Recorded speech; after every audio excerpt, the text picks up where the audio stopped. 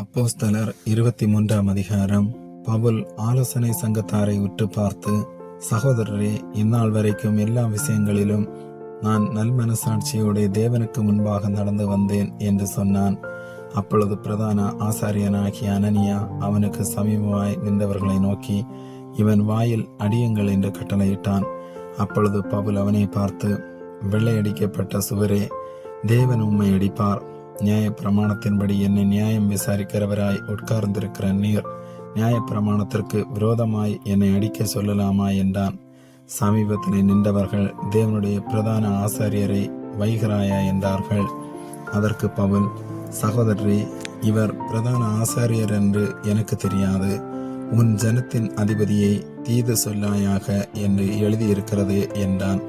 பின்பு அவர்களில் சதுசேயர் ஒரு பங்கும் பரிசேயர் ஒரு பங்குமாய் இருக்கிறார்கள் என்று பவுல் அறிந்து, சகோதரரே, நான் பரிசேயனும் பரிசேயனுடைய மகனுமாயிருக்கிறேன்.